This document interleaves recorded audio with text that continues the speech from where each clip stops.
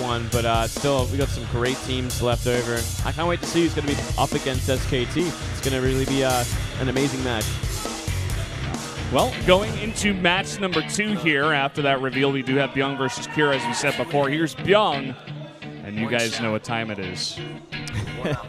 Yeah, I know what time it is, fellas. That's right. It's Mom Spaghetti time, man. We haven't heard this song in a little while. I would love some spaghetti. Well, this guy, the favorite for this this match, I'd have to say. He's been showing some great mech recently as well. I wouldn't be surprised if we see that this time around as well. Though it is Iron Fortress, one of those bigger, wide open maps that doesn't really favor that kind of style as much.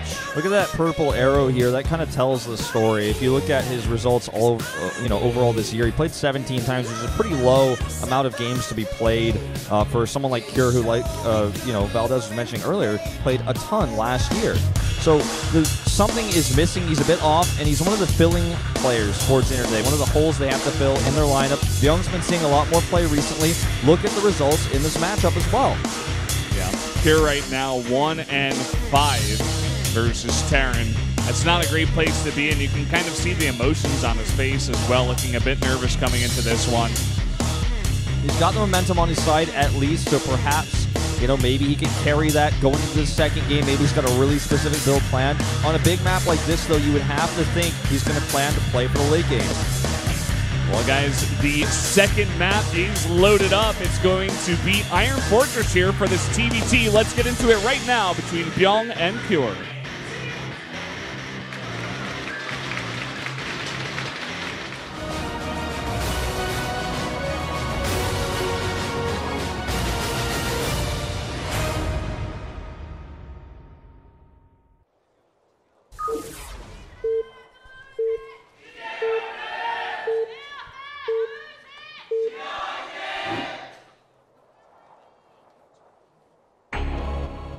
Down here in the bottom left, in the yellow, another Terran player from CJ Entis. It is Bbyong. And up here to the top left, in green for Jenner Green Wings, it is Cure. Not having the best results this year. Again, one of the best TVT players and also a great TVZ player, as you were mentioning, Valdez, last year. Really, really solid. And nearly a GSL finalist, just barely losing to Innovation in the TBT. So, I mean, that was his biggest achievement in individual leagues. He was a top player for Jenner last year, one of their scariest. It's like kind of Maru's second wingman, if you will. Yeah, he was such an inspiring player, especially against Zerg last year. That's one thing I really remember him for, but we just don't see him much this year. He says, before I go into the army, I want to see Jenner win. Pretty straight up there. Yeah. Okay, all right. A bit tougher to watch Pro League from the military. Yeah. Won't always have that access. Well, we are going to see a variation on the builds here already. Bbyong with the faster gas. Kira looks like he's going to go for a normal gas timing here. And we'll see if this pays off for Bbyong. Yeah. Wanting to take up a bit faster here. Maybe look for the aggression. Ooh. I'm not sure what that flag came from Checo. Oh. Maybe... I'm not actually sure about that flag. Yeah. Czech Republic. I assume that's what that was, yeah. I just don't know the Korean word for it. I'm like, what if I'm totally wrong? Checo. There's actually a place in the world called Checo that I don't know. Yeah. All right. Well, it's going to be, that gas fest. I'm wondering what Bbyong plans to do with this. Going to go for that early aggression with Hellions? This map isn't too bad for it because it is such an open, wide map. You can really get some work done with that kind of harassment.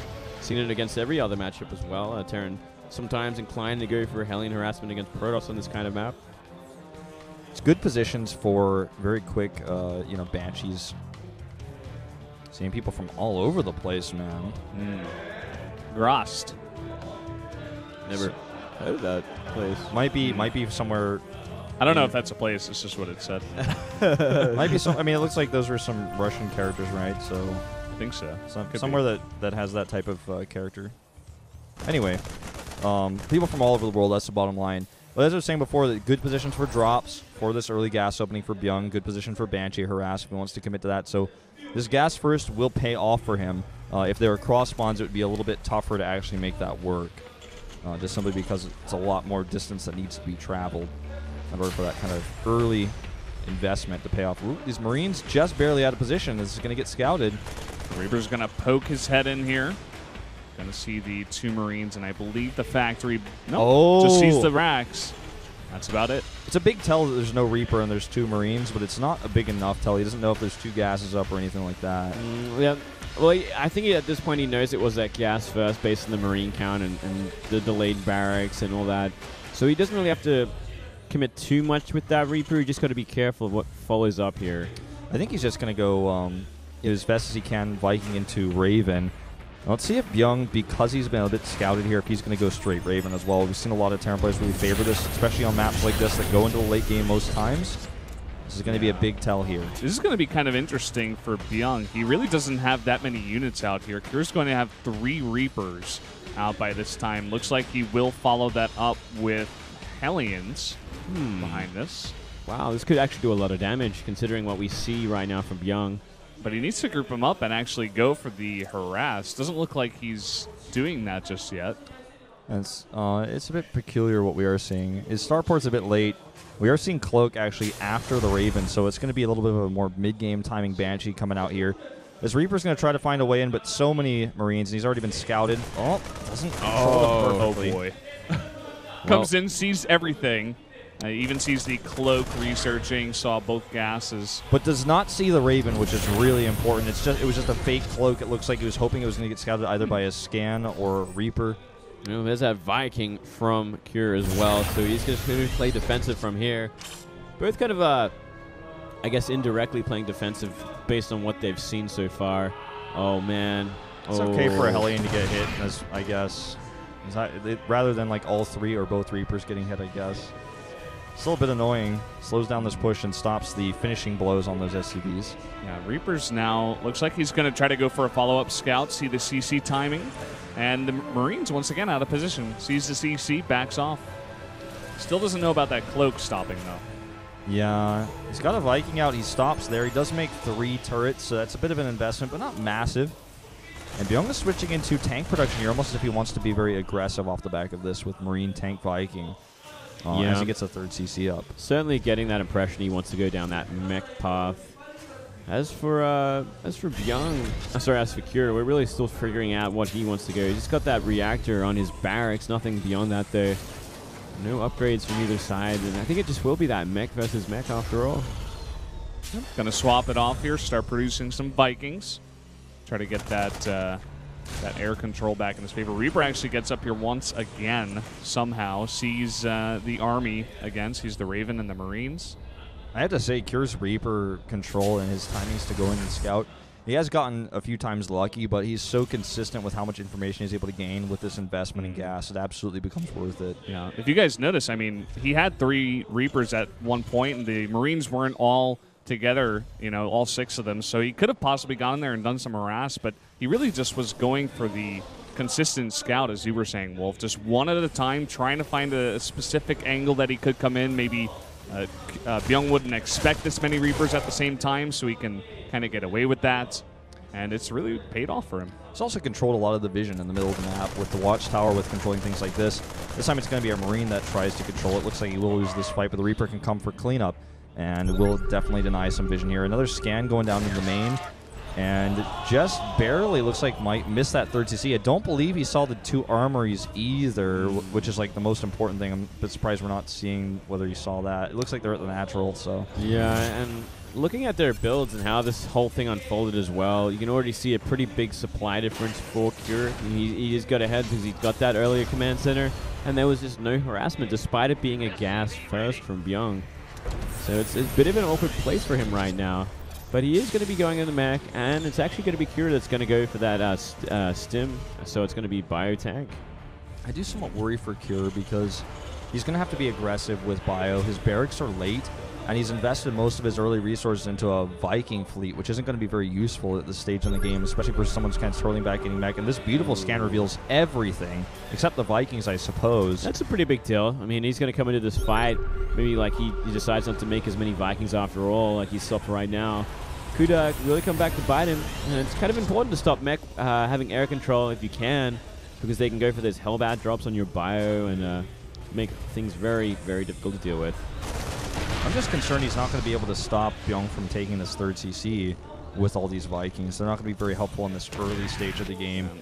It's kind of interesting. I think it was Gummio. I forget which Terran he was playing up against. Maybe Innovation, or maybe it was Flash. He was in his GSL group that I think it was me and Moonlake casted, but he went for straight bio on this map, just like tons of barracks, trying to get into the bases, just went for tons of drops at the third base when it did eventually drop down, and it ended up working out for him because he got huge map control. They were at cross spawns, so he had a lot more space, could use that mobility to his advantage. But these days, whenever we see this kind of bio tank style, like we saw it out of Maru recently against Flash, did not work out, and just hasn't been as powerful as the Terrans kind of figured out mech better and better over here in Korea.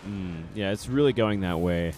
Yeah, I feel like if you're going to make bio work versus mech, it really has to be at a specific timing where you get ahead. And you it's still a tough game after that, but because you have that slight advantage, you can kind of try to snowball it. And usually that happens at the third base. We saw MMA win a game with bio with the timing on the third base, just a few weeks ago with Spenu's match.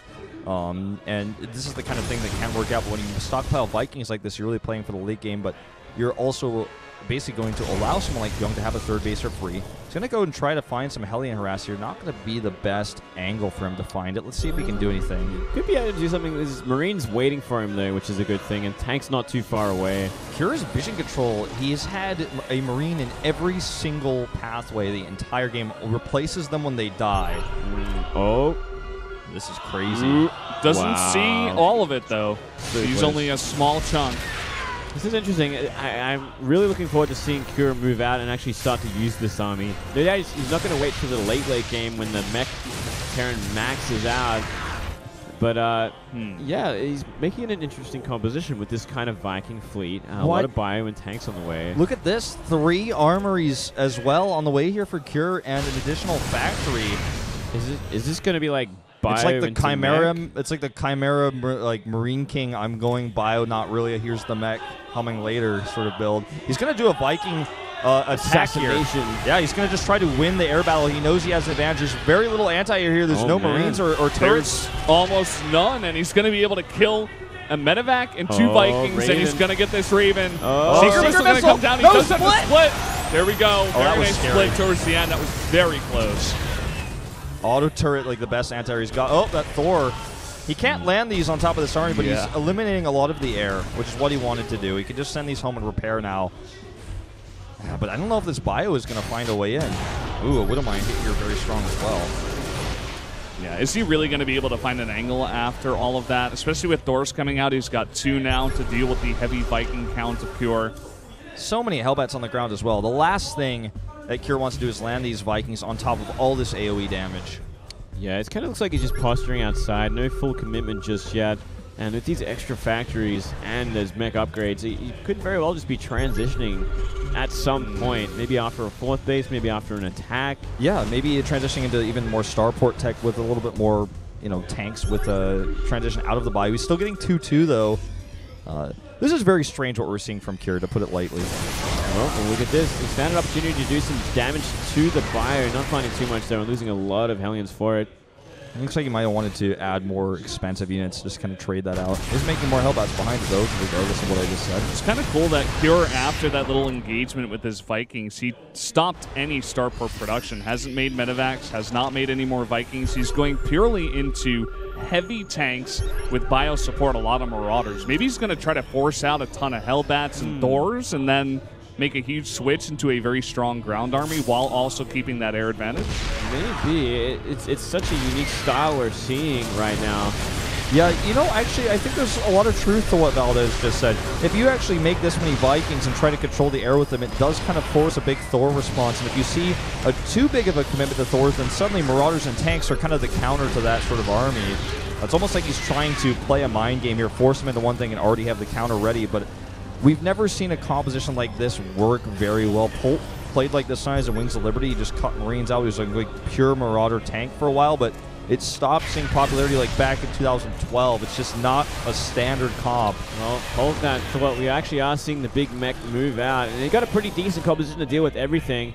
It's really going to come down to Kure having a good fight. This is not too bad of a concave. Yeah, but it's a late siege. Yeah, pretty late siege, and here come the Hellbats in the front. There still are a lot of these Marauders left over, but the tanks are cleared out, and Kure is going to have to run back. He's basically just saying, I don't care if you have air control. That's dead supply in your Vikings. The Vikings trying to find a place to land. Finally, they get a decent angle here on the left side. It's not too bad. A lot of Marauders still left over here, trading out a lot. Yeah, look at these Marauders come in. He's just got so many of them at this point. So much of Byung's army has gone down. And he wasn't all together with his army. This is a huge overcommitment. He thought he had that fight completely won. He's trying to surround, but that was an expensive exchange there. Yeah, he lost like 20 supply in an instant there. Just 4 sieged up tanks waiting.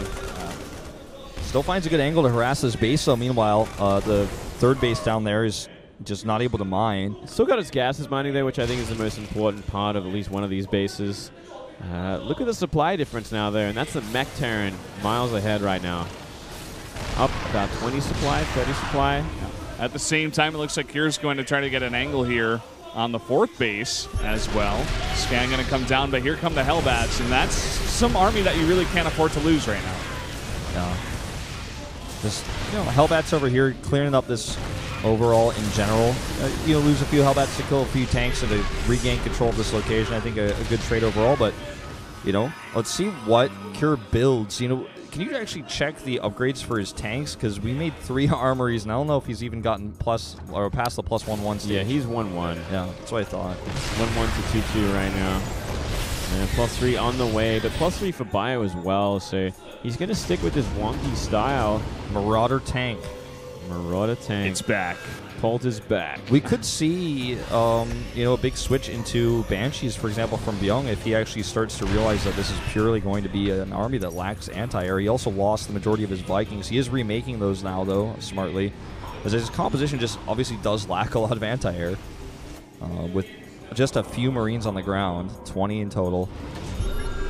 Looks like he may be going to pull this army possibly to one side and maybe go for an attack here. He's still doing so much damage with this tank harass. It was kind of cleaned up once. He cleaned up the right side very well, but this one outside the fourth base now is still doing damage somehow. It looks like he's kind of just trying to a certain extent, reinvent the way this matchup is played on this map. He's just abusing these the terrain on the map very well. He's constantly dropping, constantly harassing, finding another angle here. Yeah, it's so hard to get your mech in all these different areas. He's going to lose all the mining here at this fourth base. Yeah, this is the problem with this map. It's such an open map. If you get pulled apart like this, you're going to be losing bases as a mech player. He's just lost so much mining that he cannot rebuild his army. It's very expensive. And every trade that Kure makes is a winning trade because he can reinforce with this composition that's much more mobile. Oh, look at this. Already setting up a really nice position. He really wants to hit this fourth base even harder. Going to be able to get this refinery perhaps even in just a moment. This is pretty unbelievable. I'm enjoying watching this so much. It's very obvious that Kure is prepared very well for this matchup, on this map specifically. This is a great play here. It's just really reminiscent of what we saw Jenner do on day 1 last week with players like Baby having really cool strategies that no one really expects, non-standard, and maybe he only uses it this one game of his career. Bbyong is not out of this. He's got a ton of Hellbats here, and there's no anti-air to protect these tanks versus that. This is the scary moment. Bbyong's going to go for the push. Where he has to deal with the big army once again. And can he do it this time? He's already got a siege up in a decent-sized army, but here's the drop. Here's the drop. There's the big siege here for Bbyong. A lot of these tanks out of range, but look at this. The Hellbat's doing enough tanking. Now the Thors are going to walk up and clean house. And Kure needs to remax quickly. He's actually got a lot of his army out of position. He's trying to harass. Meanwhile, a few tanks here helping defend. Big counterattack. Could be a misplay here. It could be misdirected. He's already lost a big chunk of his army. If he throws away the rest, a counterattack will just kill him. Bbyong's not waiting. He's going. Yeah, this is time to go. He's taking a huge fight in the middle of the map. Kure, he hasn't really been able to reinforce. You could argue maybe he should have taken a 5th base, maybe even another one while he was harassing. He had so much room on this map, but he made another CC and never really landed it anywhere else. Well, here we go again. Another big fight. He catches him out on siege. Yeah, but there's still just way too big of an army here, I feel. The Vikings help zone out the medevacs, and now the Hellbat's being healed by so many medevacs of Bbyong, and he's going to clean the rest of these tanks. Now there's a 60 supply lead. Kure won the harass game. He stopped so much mining, but all Bbyong had to do was max out once, and he had the better army. Mule drop for the BMGG. Tie game here. Yeah, no surprise it ended up like that. Mech is the popular build for a reason. The late game army is just it can be unstoppable. And he got lucky the first time where he traded out very well, Cure, to deflect it once, but the second time, just couldn't do it. Couldn't follow it up. He had a lot of opportunities to make that transition as well, but he decided to stay with a composition that does get more redundant in the late game. It's kind of interesting, you know, that map, especially played at vertical spawns. When Bbyong went for that very heavy harass style, they were at cross spawns. He was able to drop at so many different locations, and he was also able to take so many different bases on the map because he had so much room. Whereas Cure, you know, maybe at vertical spawns, there not as much room, didn't quite expand as aggressively, and also, eventually, as you guys were saying, Bbyong had enough to get that maxed out mech army and just go for the push. I feel like one of the things about TBT in general is every unit has a counter basically, and every unit is strong. It's one type of unit. So if you build, it's basically, that's why there's two styles. It's bio and it's mech, because if you're going for bio, it means you have this really strong force that can kill unsieged tanks. It's very strong together. It's very quick. It's very mobile. And then you have mech that's really solid and very turtley, and you build a insane composition that's the most cost-efficient composition in the game. And if you build half of each, you only have half the strengths of each. Your army isn't as good at harassing because half of it is immobile. You have to have your tank sieged up, and you have to have your buyer coming in. It's like you kind of split the strengths of both styles. And so when you go to a fight, the meching player is going to win every time, even though you can harass sort of well. You don't harass as well as you could if you were pure bio. You can't base trade with this comp. So it's, you know, good for dealing with some cool tank siege ups, for example, and protecting those with your bio. But when it came to actually taking a fight, he couldn't do it. Well, guys, we're going to take a short 5-minute break before we get into Bbyong and SOS. Stay tuned.